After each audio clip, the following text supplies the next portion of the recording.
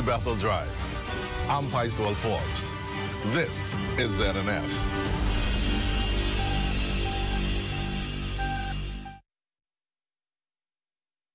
The Rundown is brought to you by Commonwealth Brewery Limited.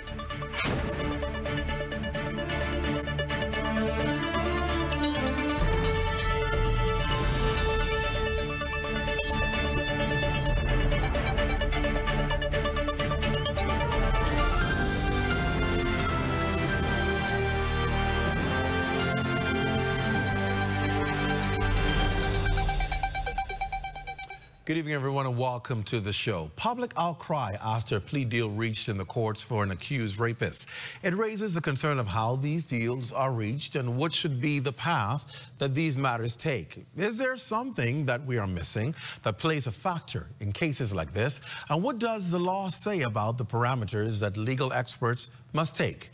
It's a candid discussion tonight with noted attorney and host of the Legal Brief here on the ZNS Network, Ramona Farquharson. But first, what's important is the parameters of what we're going to start our conversation on. Well, Joel Strawn, a man in his 20s, found guilty for burglary and rape this week, given what one opposition senator charges as a light sentence, given the gravity of the charge against him. Our Daniel Dean spoke with the Minister of National Security on the issue. Here's a report.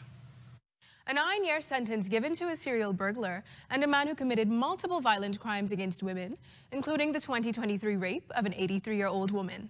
National Security Minister Wayne Munro responds to a press statement by FNM Senator Michaela Barnett Ellis, who says she is appalled and outraged by the unduly low sentence given to Joel Strawn, who is in his early 20s. If this is a matter involving a plea agreement, a request should be made from the Office of the DPP as for the reason for the plea agreement. The law permits them to have to tell the victim that. The law permits them to be able to speak to the victim to say, we're about to enter a plea agreement. These are the terms. What do you think of it? Plea agreements can be influenced by the strength or otherwise of evidence.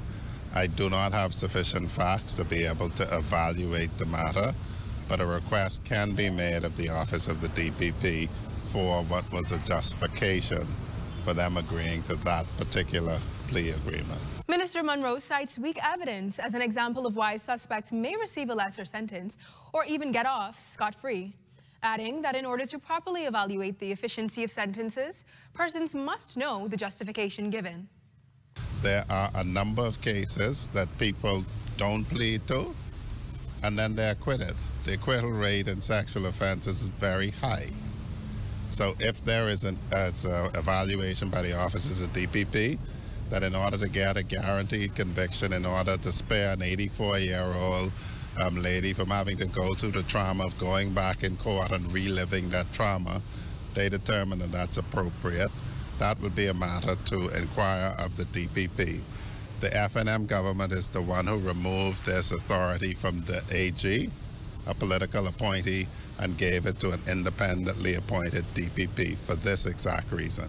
Munro says crime concerns not only the Ministry of National Security, but the public and every agency of government, and vows to continually work towards its reduction.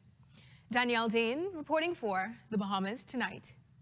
All right, thank you, Daniel. Well, please welcome to the show noted attorney and host for the Legal Brief here on the ZNS Network, Ramona Farquharson. It's good to have you. Good to have you on the rundown. Yes, it's great to be here. I must say your show is an excellent show, the Legal Brief. So many people have talked about how much they've learned on it, and so congratulations to you on that. Thank you. Let's jump right into this. Obviously, people are thinking, what went wrong? Something had to have gone wrong. A plea deal for a rape conviction, 9 years. But what say you? Well, first of all, it's important for people to know that the law does permit, pursuant to the Criminal Procedure Plea Discussion and Plea Agreement Act, Chapter 91A. So it does permit for an accused person to enter into plea discussions or a plea agreement. And it's very helpful, again, because we have so much crime, an increase in crime. And so this act was enacted to help with, you know, to shorten or reduce all of the backlog. And so something that persons are missing is this, even though we don't have all of the facts, is that Section 10 of this act says that the agreement has to be brought to the attention of the judge or magistrate. And they have to, in essence, sign off on it. So they, the judge or magistrate, in this particular case, had to feel satisfied. Again, taking into consideration the evidence, the accused, the victim, everything, all of the circumstances, they would have had to feel a level of comfort in approving that agreement. And I think that's something that people, I think perhaps are missing. They're thinking that this is just some loose discussion that is held or agreement between the two counsels or the accused and the Crown, and then they walk into court and it happens. No, it's far more formal than that, and these agreements are also in writing. What I found interesting that the Minister of National Security said is that acquittal rates for sexual cases are high. Yes. What's happening? In other words, he's saying that people who go before the courts to be charged with sexual crimes oftentimes get off. Well, again, you have to bear in mind, when you're talking about sexual offenses, usually there are no witness other than the accused person and the victim, the alleged victim. So does it become you say it, I say? Exactly. And so in those circumstances, and oftentimes as well, there tend to be some type of relationship between the parties, and that of course muddies the waters somewhat, and in those and that can contribute to why we can have a high rate of persons not being found guilty. Does that not impact whether or not people want to go to court or report a matter because they feel as though, listen, these people can get off. I don't want to go through the being ridiculed, go through the embarrassment of a court case, and they get off, so people just don't come forward? That's one of the concerns, or I would hear persons say that fear, because it's not easy, obviously, to relive. And in this case, the person was quite elderly, to ask her or call upon her to go to court and relive. And again, we're just speaking generally, because it may be that in actuality she was prepared to do so. But a particular note as well is that with these plea agreements and discussions, the prosecutor the access that they may inform the victim or a relative of the victim before finalizing the agreement. Before it's actually etched in stone, they may do so. And one would expect, for the most part, that they do. And so whereas society or persons are saying that they're not pleased with it, could very well be that the victim is fine with it and her family. Obviously, people look at the fact that it was a plea deal for 9 years. Yes. What say you about that? Was that too much, too little, or perfect? In your view? I would say, when I first heard it, I thought, I don't want people to throw anything at the camera, but I certainly thought that it was somewhat high. You thought it was high? Yeah. 9 years? Yeah, 9 years, I thought so. But then, of course, I don't know the fact. I don't know if this is a first offense. All right. I don't know if the... Because some of the information came and said that he was a repeat offender and someone who committed a series of crimes and so forth. So that may have attributed to why it's 9 years. I would have thought if it was a first offense and he had, let's say, a clean record, that perhaps less, around anywhere between 5 to 7. I would have thought 5 to 7 years. Because again, people must bear in mind that the Bahamas Department of Corrections is not an easy institution, as you well know. I've been there. Done interviews Let me clarify, I've been there. I've been there to do a documentary. Yes. Documentary. So it's not easy. And so when you serve time there, you're really serving hard time. There's nothing cushion or luxurious about it. And so we have to take that into consideration. But I'm sure persons are feeling that because of the disparity in age and her age being 85, of an elderly woman, you're thinking in her twilight years, not to be disturbed, particularly in this manner. And so there's a feeling that, hey, throw the book at him. Because, of course, rape, according to the Sexual Offenses Act, you can get a term up to life. For rape? For rape. Rape, attempted rape, you can. And so I guess many persons feel, again, because of her age, that it should have been perhaps higher. But again, all of the factors taken into consideration, there was this agreement. I think we can take it that the victim or her relatives were aware, and most importantly, pursuant to Section 10, that the Supreme Court judge signed off on this. All right, we're going to talk more about what's happening in our legal system and some of these laws and how deals come about and get it more into it when we come back. You're watching The Rundown. Our guest, Ramona Farkas and Seymour. We're back after this. Stay close.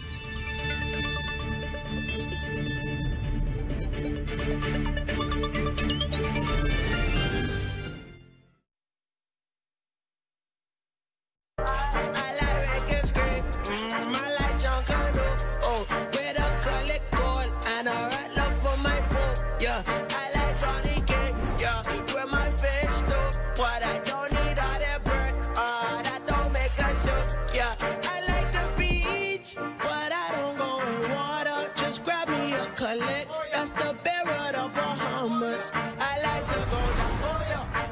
Oh yeah. Oh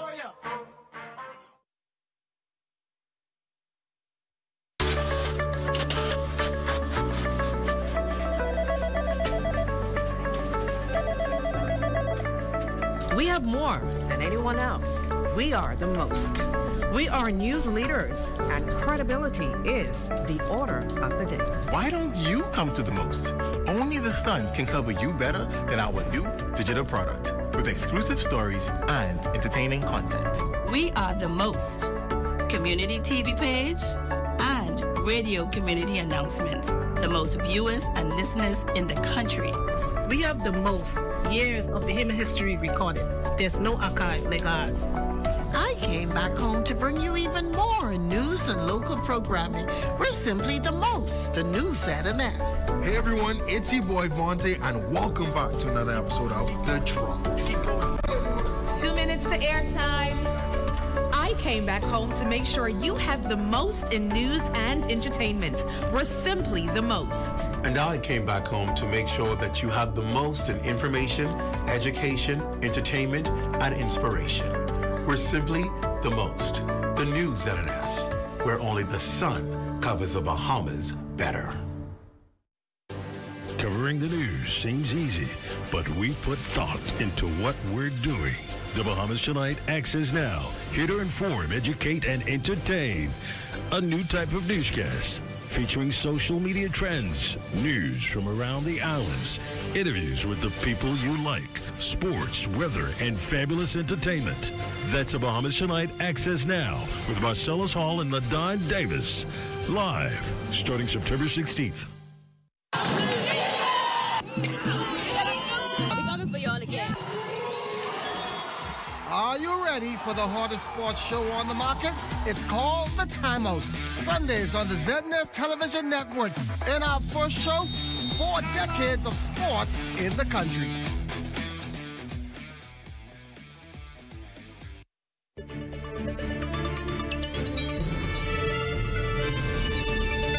Welcome back to The Rundown. It's so good to have you with us. I see all of you who are online. I see your comments. I see what you're saying. And we're getting information and getting it done. To those of you who are on YouTube, thank you for joining us. Those of you in the Lions Den, but y'all making some noise tonight.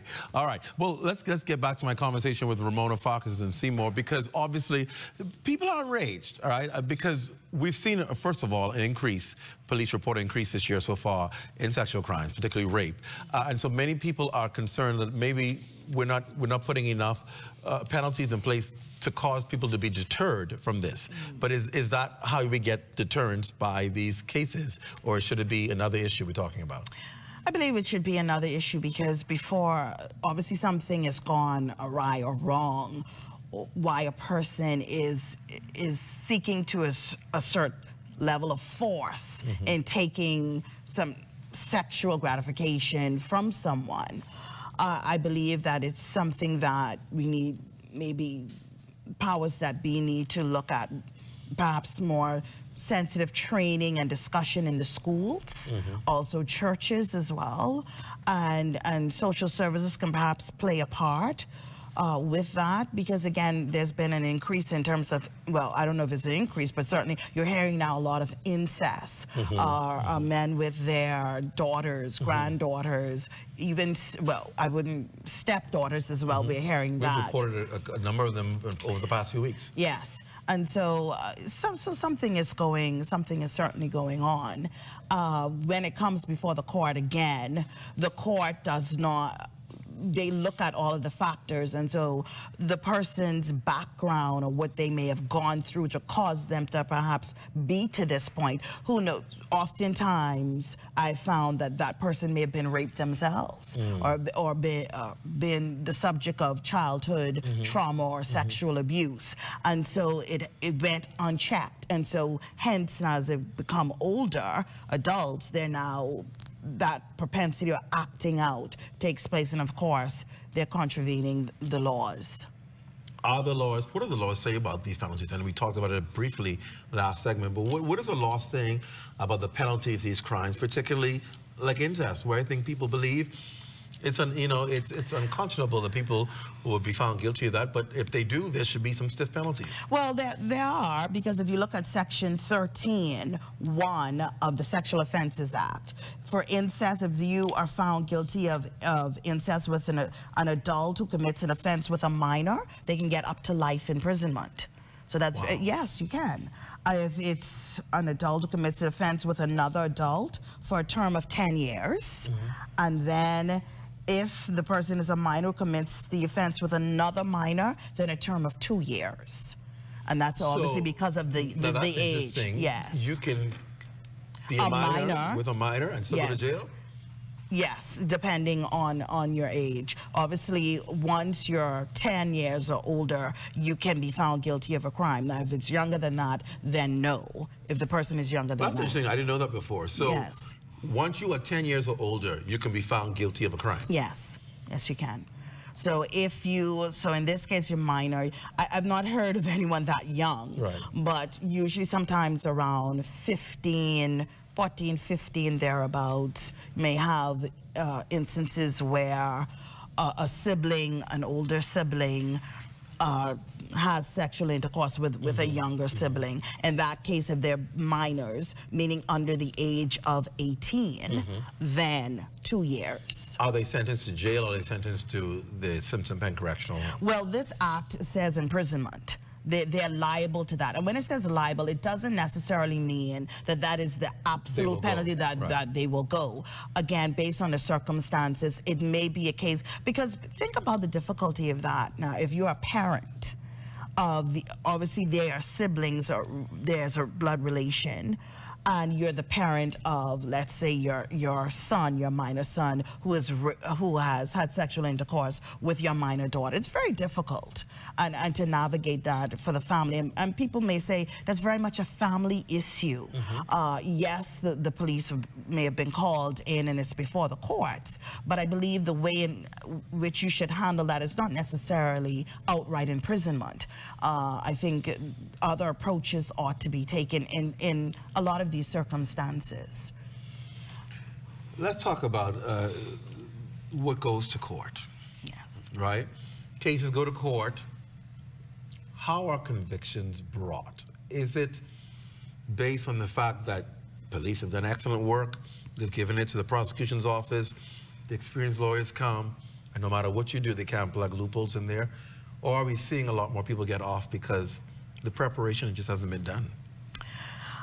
Persons may say I'm a bit biased because I'm a defense counsel. Defense, that's why I asked you. Defense counsel. I have serious concerns about the level of proficiency with our police force and the quality of investigation. What do you mean by that? Straight across the board, be it very serious crimes, Part C offenses, murders, or rapes, armed robberies.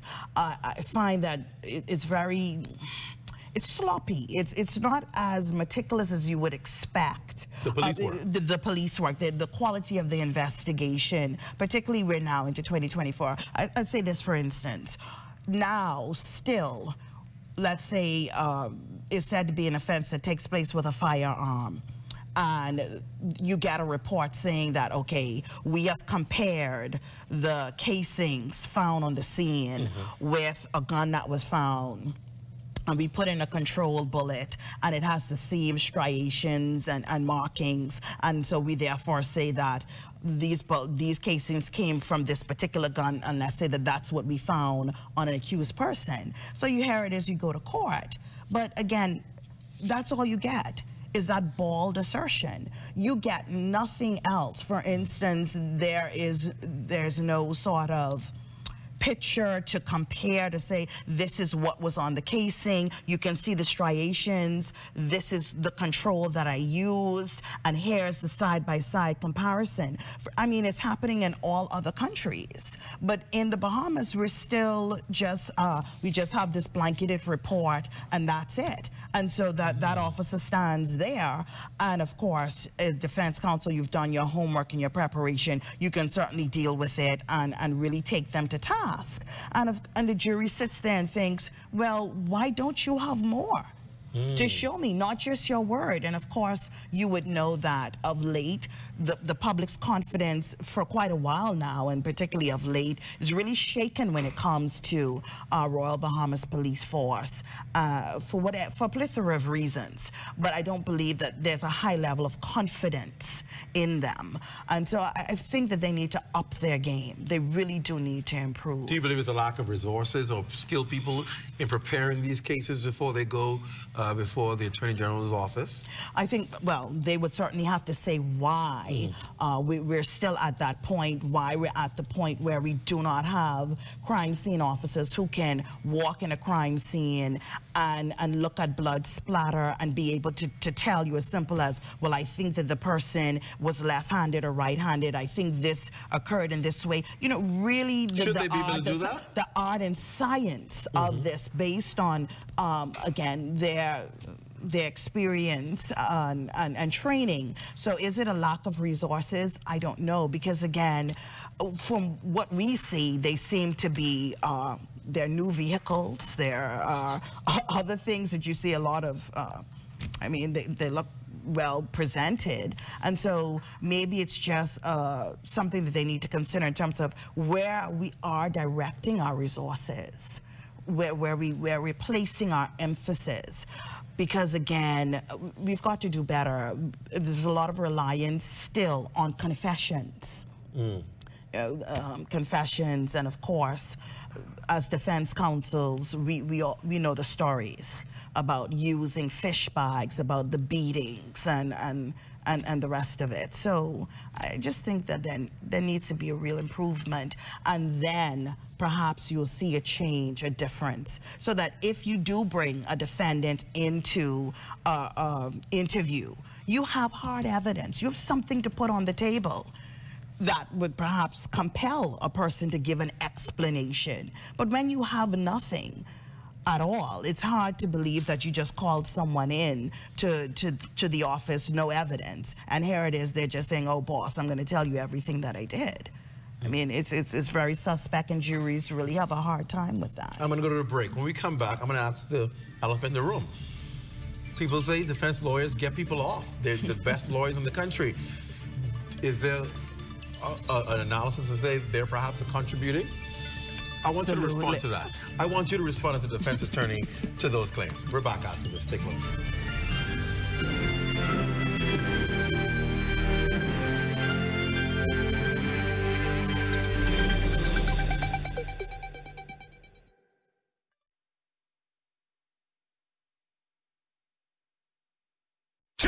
JMC TCI and Sunset Village Fish Fry present I'm a Boatman, featuring KB and Fred, D-Mac, Tino D, Nishi Ellis, Sweet Emily, Wilfred Sullivan, Funky D, DVS, Veronica Bishop, Papa Smurf, Sherrod Taylor, Lil Joe Cartwright, Mama D, Colin McDonough, Chad Cully, and the VIP. And from Turks Island, the Proficient Band, and host Super P. There'll also be performances by The Swinger and the Platinum Nights Junkanoo Crew. Sunday, October 13th at Sunset Village Fish Fry, 8 Mile Rock. Flight sponsored by the Ministry for Grand Bahama and the Ministry of Tourism.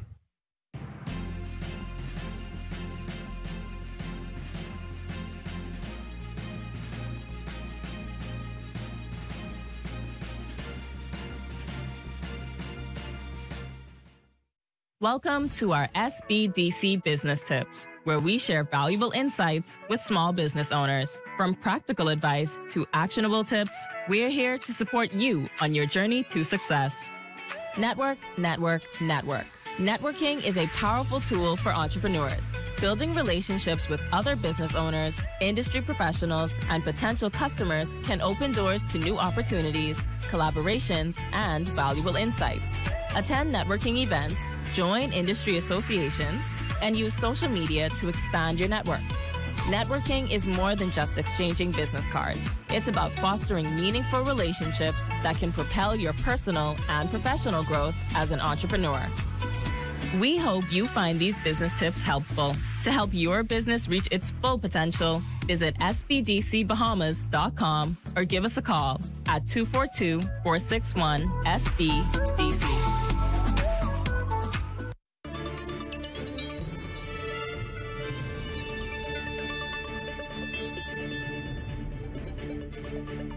Welcome back to The Rundown. We're talking to defense attorney Ramona Farkas and Seymour, really about the legal system and some of the challenges that are faced and why sometimes convictions come out the way they come out and why deals are made and so forth. And I wanted to talk to you because I'm not going to put any despairing suggestions on prosecutors. But people often say the more seasoned and senior and experienced attorneys are the ones who are the defense attorneys, for whatever obvious reasons there are. People, we know when you work for the public service, you know, it ain't as attractive sometimes as it is in your own private practice. But people believe that defense attorneys are only concerned about getting the person off. They don't care about anything else. All they want to do is that client comes to them, their job is to get them off and to move on and not concerned about how that impacts society. On a break, you were like, that ain't what it's all about. No, we all play a role in this system. The judge is the umpire, they are the sole authority as to the law. And they ensure that there's a level playing field between the prosecutor and the accused person. You have the jury, they're there, of course, they are the authorities as to the facts. And then the prosecutors, they are given the police, they give them a case, they've charged, and they have to deal with what is there, what witnesses. Oftentimes, my husband always says, cases make themselves in many instances. And so, if you're handed, let's say as a prosecutor, you're handed a case where you have witnesses who do not wish to appear for a plethora of reasons. Perhaps they want to handle things themselves. So they decide, you know, I'm not going to go the judicial route. I want to handle this on the outside myself.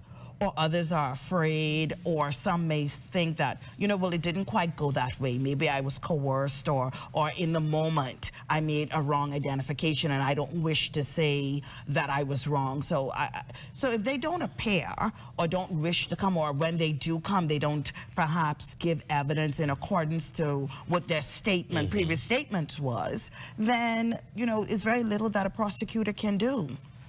Defense counsels, our jobs, we're there to ensure that the accused person has a fair hearing. And so I hear people, but I don't believe that our motivation, obviously, if someone is charged with murder or any serious crime, is before the Supreme Court, and they say to you, Ms. Farquharson, I didn't do it, and I'm being railroaded.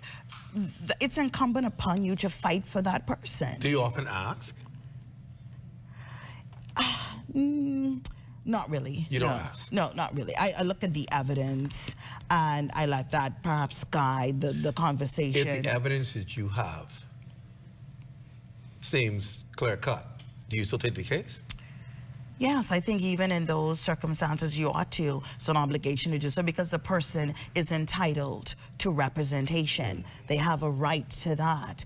Now, how you will conduct the case is very different from, let's say, if the person, based on the evidence, is saying, I'm not guilty. It'd be different from if a person says something else. How you test that evidence, how you question if they still wish to proceed. It's a very delicate walk that you have to take. And many instances as well, you may approach in those circumstances where you say, well, it's overwhelming, right, and say, well, I wish to advise them what I see. Let's enter plea discussions with a view to entering into an agreement.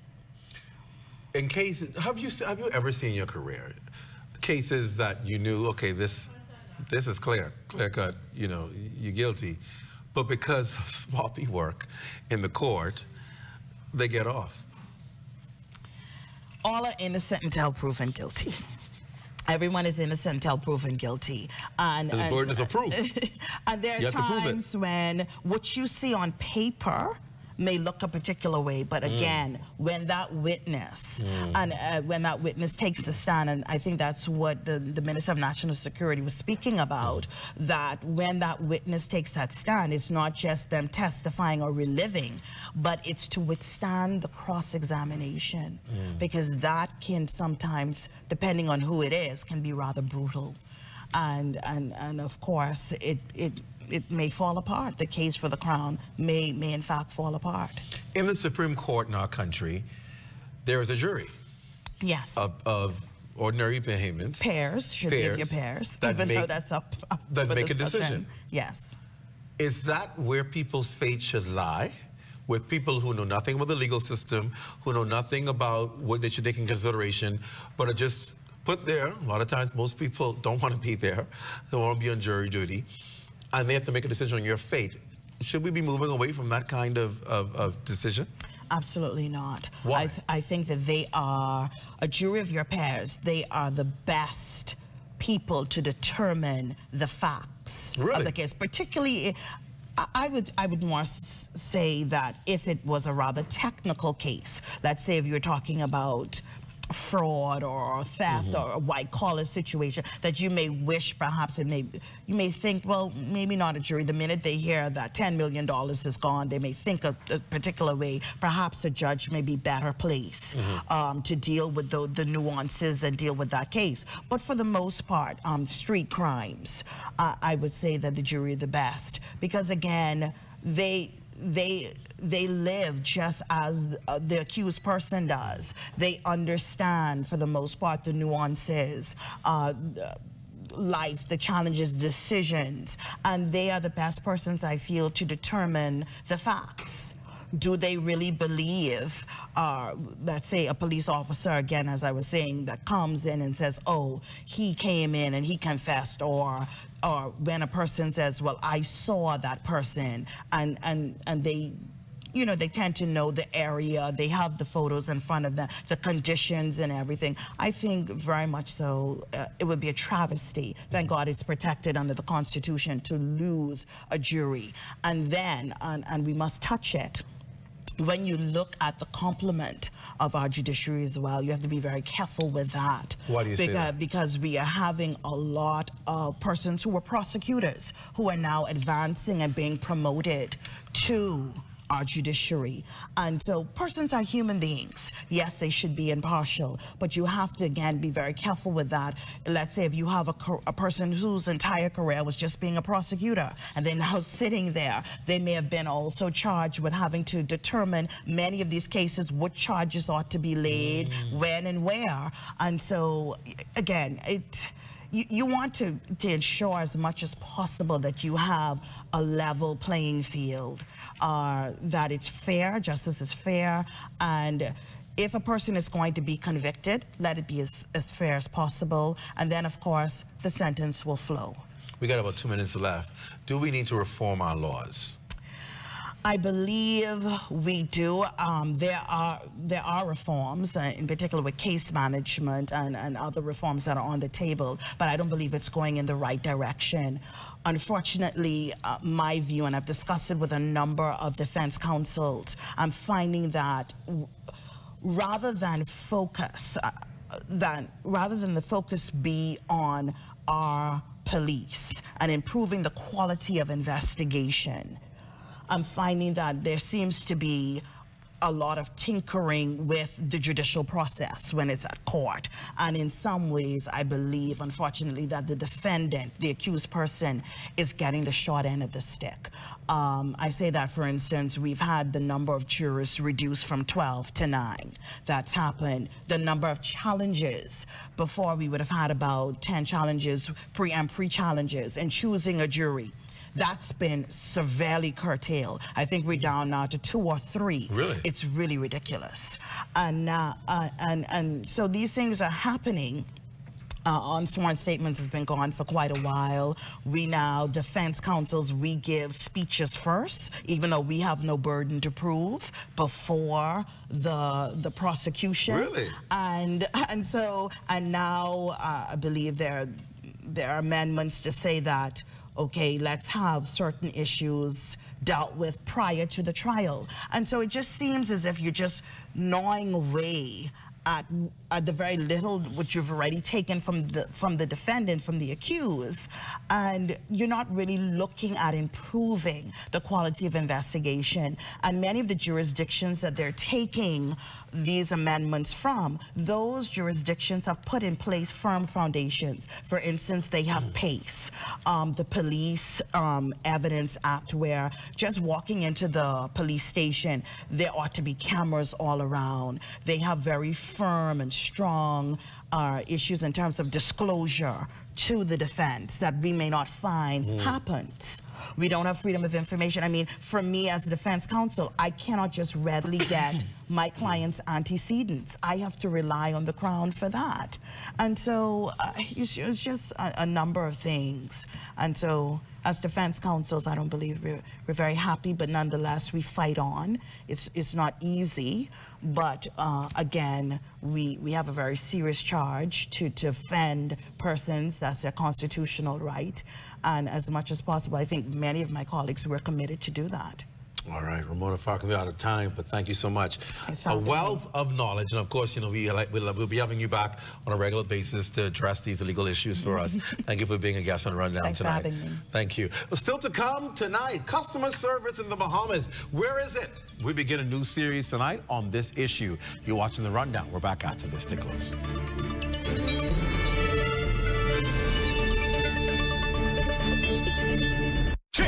JMC TCI and Sunset Village Fish Fry present I'm a Boatman, featuring KB and Fred, D-Mac, Tino D, Nishi Ellis, Sweet Emily, Wilfred Sullivan, Funky D, DVS, Veronica Bishop, Papa Smurf, Gerard Taylor, Lil Joe Cartwright, Mama D, Colin McDonough, Chad Colley, and the VIP. And from Turks Island, the Provision Band, and host Super P. There'll also be performances by The Swinger and the Platinum Nights Junkanoo Group. Sunday, October 13th at Sunset Village Fish Fry, 8 Mile Rock. Sponsored by the Ministry for Grand Bahama and the Ministry of Tourism. Good morning and welcome.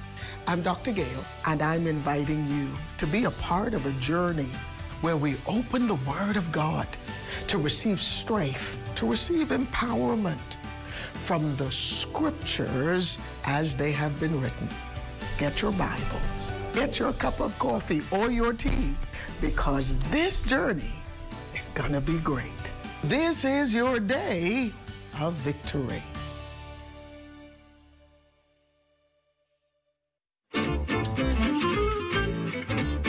Just gonna add some spinach in there, gonna bring out all that flavor. From quick and easy meals on the go to savory and delicious down-home delights, dishing it up is what we do.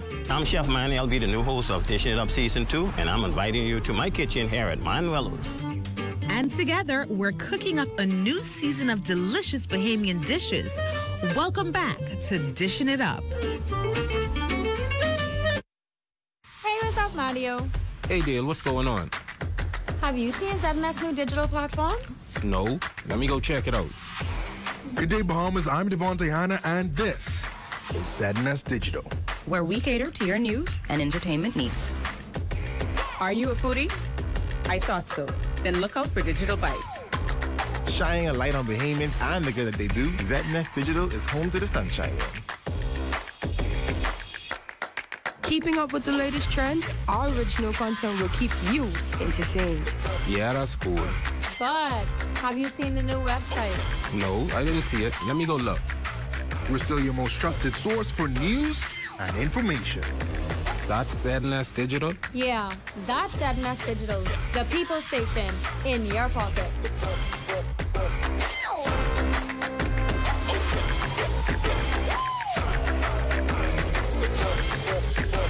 The idea of taking swimming lessons to the Bahamian public was something that we thought was a great idea, and so we started Let's Swim Bahamas. I've always been a learn to swim coach and a life-saving coach, and so this is now my turn to kind of really see learn to swim being developed. Although we ran swift swimming for some 30 years and we offered Let's Swim lessons, we knew we were only touching a small percentage of the Bahamian public. I enjoy the children and how happy and excited and joyful they are. I mean, some of them come from maybe hard homes. Maybe they're bullied at school. Who knows what they have? But when they come here, it's a very positive thing for them. At the end of the day, more kids will be fulfilled, more kids will have a life-saving skill, and more kids will stay away from crime. Crime-free. Looks like me. Do your part. Join the movement to a safer Bahamas.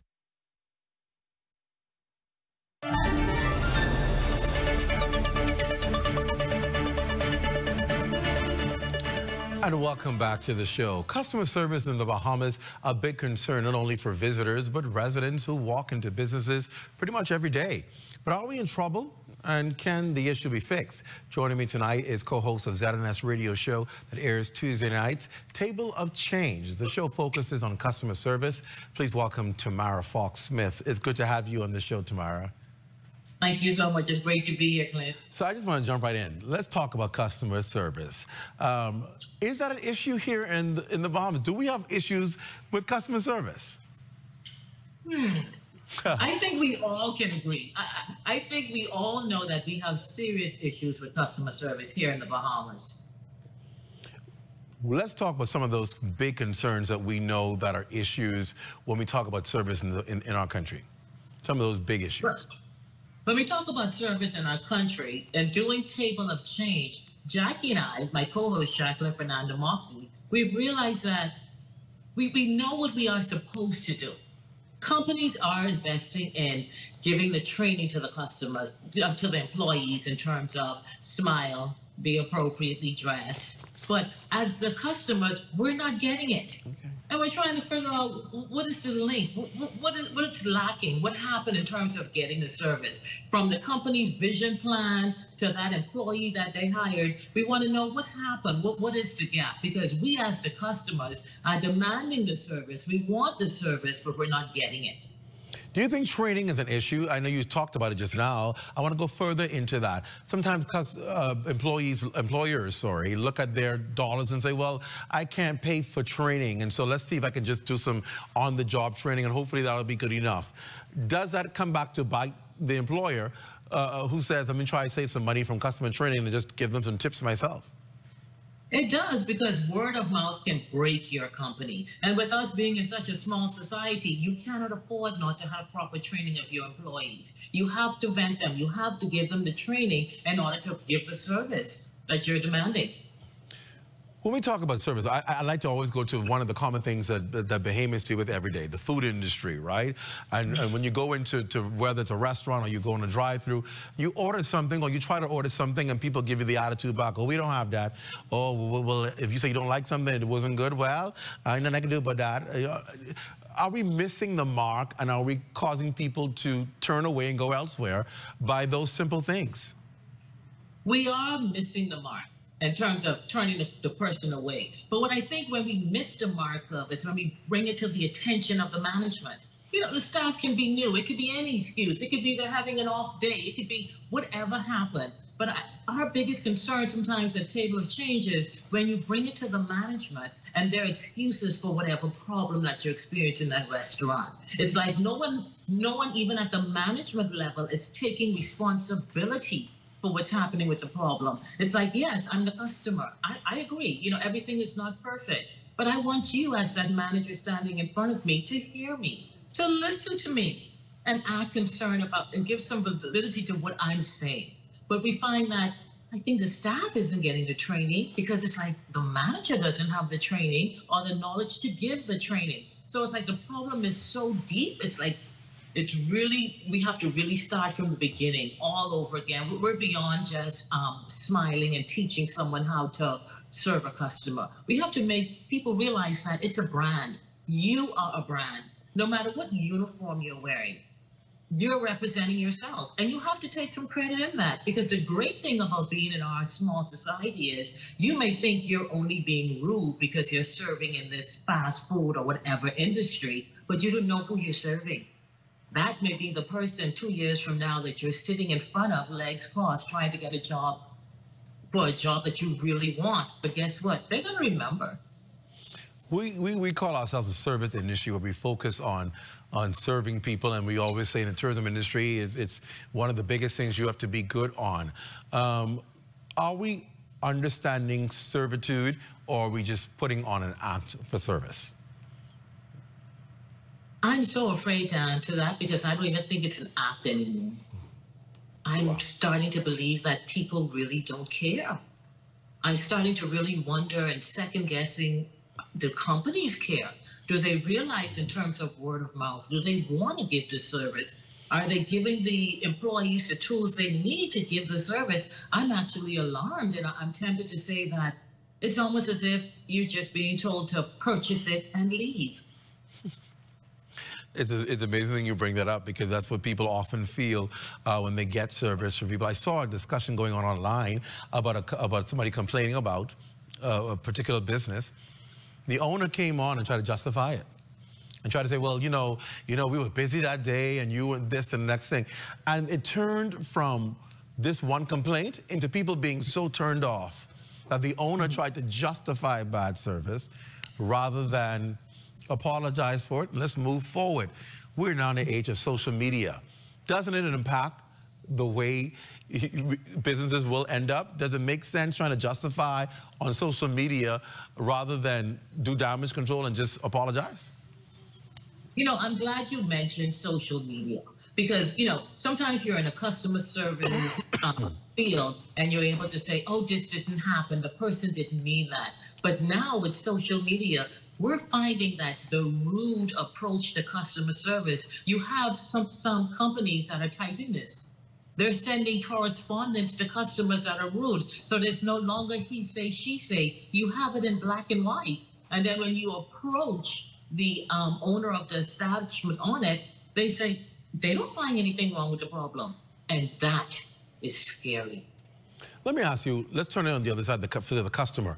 What should customers do? We're all customers at some point, somewhere. What should we do if we experience and encounter bad service? Give me a step-by-step approach as to what should happen. I think once you experience the bad service, right, you want to give that person is an individual. And you never know. If you give them the opportunity and say, do you realize what you said to me? Or the tone you said it in? Give that person the opportunity to correct it, because it may just be where they're like, I do apologize, ma'am. I was trying to do two things at one time. You're right. Let me give you my attention now. Or it may be that we're reading wrong body languages. But I would say give that person the opportunity. And when you're not getting the opportunity, that person's not giving you the answers that you want, you take it to the next level. But you know, Clint, that could be a two-edged sword sometimes, because you take it to the next level, and here it is that the manager coming towards you with inappropriately dressed, the manager coming towards you that you're discussing it with, doesn't have the capacity to grasp what you're even saying to him. And so now what we do as the customer, we get mad and we walk away. But we don't have a lot of alternatives. We don't have a lot of options. But I feel like we have to address it. Address it to the staff level, address it to the management level. And if you deem that you still didn't get any satisfaction, hey, let's put it in writing. Is it wrong to go directly to social media and out the business and out what you transpired, or is that okay to do in today's environment? I always say I don't want to do to someone that I don't want done to me. I wouldn't want someone to put my company on blast. I wouldn't want someone to put me on blast. I would say take at least a step of talking to the employee, talking to the management, talking to the owner, and let that be a last resort. And even when you do that tactfully. Don't put names. Just give the circumstances and leave a contact for that business owner to contact you. I'll give you the final thought as we wrap up this segment. We're going to be doing this on a regular basis, talking about customer service in our country, and so we look forward to having you and your team be a part of customer service. But what advice do you give to people watching tonight regarding customer service, whether they're on the delivery side or whether they're somewhere in management responsible for it? What do you say that we need to do as a nation to improve? I think as a nation to improve, what we need to do is remember that you may be wearing that uniform, but that's the uniform. You are still representing yourself. You know, you take off that uniform, that person's going to be sitting next to you in church. That same customer that you were rude to, now you're trying to be a person of the spirit, and they're sitting next to you. Remember that. Conduct yourself on your job, that you're conducting yourself in terms of representing your brand. And managers, if you find that you're in a point in your management skills that you don't want to manage anymore, because the biggest part of management is developing people. And there's nothing wrong with stepping back and saying, I don't have it in me, or this is not a talent that I have to manage someone or develop someone.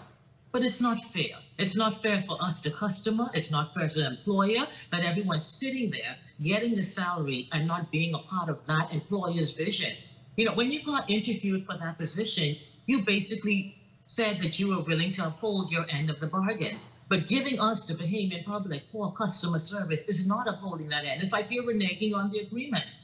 And I encourage employees, when you find that you have an employee that is reneging on that agreement, why do we hold on to them? Why are we leaving them as the bad example for the other staff to follow? If we have to mean what we say, and we have to say what we mean. If we're about giving quality customer service, is that what you want your customers to get? Sometimes you have to make an example out of somebody. You got to ruffle some feathers. All right, well said. Tell them where they can listen to Table of Change. You're on every week on ZNS Radio, 104.5, 1540. Tell them what time you're on and what they can get. Well, when you tune in to us on ZNS, Table of Change is at 8 p.m. And what Table of Change is, it's no longer we're going to say, this is the problem, and just sit there and vent and rant about the problem. We're trying to solve the problem. We're trying to get to the underlying issue of why the problem came about. So I invite all of you to come in, listen to Table of Change, call in, and you're going to find a welcome surprise for you. Thank you, Tamara, so much for being our guest, and we appreciate you. All the best to you. Stay with us. We'll wrap up right after the break.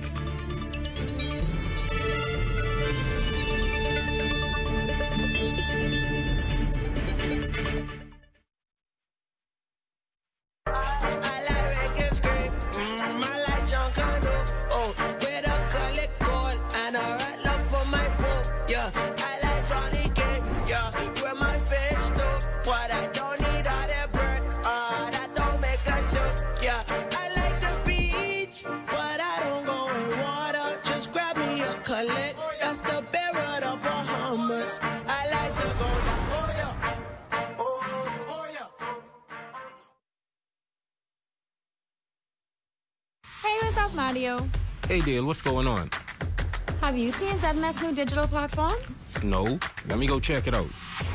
Good day, Bahamas. I'm Devontae Hanna, and this is ZNS Digital, where we cater to your news and entertainment needs. Are you a foodie? I thought so. Then look out for Digital Bites. Shining a light on Bahamians and the good that they do, ZNS Digital is home to the sunshine. Keeping up with the latest trends, our original content will keep you entertained. Yeah, that's cool. But have you seen the new website? No, I didn't see it. Let me go look. We're still your most trusted source for news and information. That's ZNS Digital? Yeah, that's ZNS Digital, the people station in your pocket.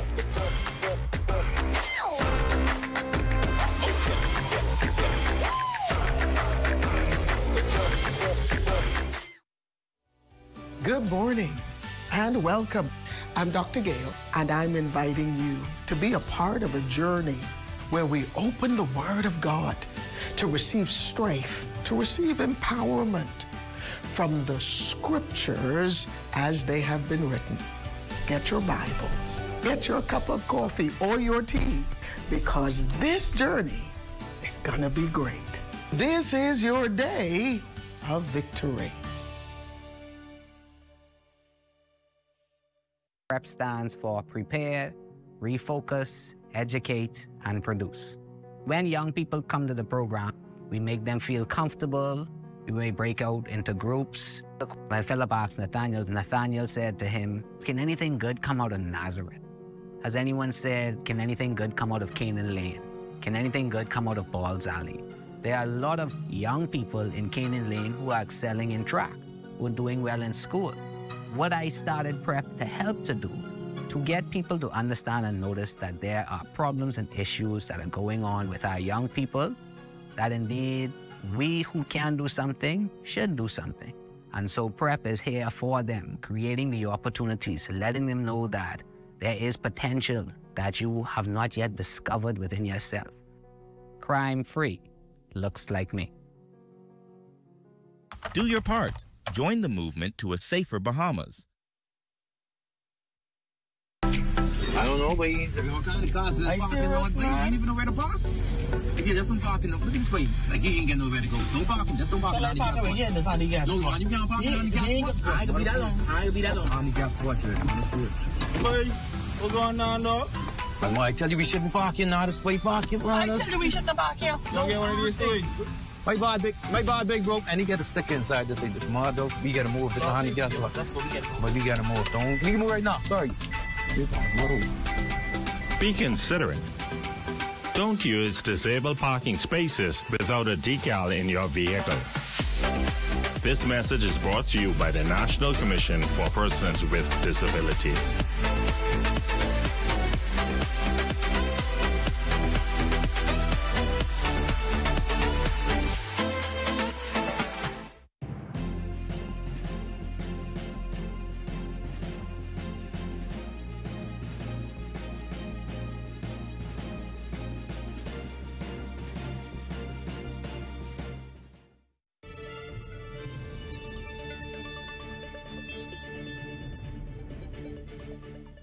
What an exciting show tonight. Hopefully you've got all the legal advice you expect and you know what to do and on how these matters are solved and what comes out of these matters. And then, of course, customer service. Hopefully you'll be a better deliverer of customer service. And if you are on the receiving end, that you'll take note that customer service isn't something you ought to value. It should be something that you expect. And it ought to be given to you all the time. Well, before we go, of course, we got to say special thank you to our sponsors, Jamaica Bahama Imports, Collect, the I'm a Boatman concert with KB and Friends, CBS, Little Caesars Pizza, Ace Hardware, the Small Business Development Center, and Bamboo Shock Express. If your name is not on that list, you're not what's happening. Get on that list and be what's happening. That does it for us for the rundown. For all of us here at ZNS, I'm Clint Watson. Thanks so much for joining us. Don't forget to join us for the Bahamas tonight at 11 with Royston Jones. He's already in the room. I see him getting all set and ready. Good night, everyone.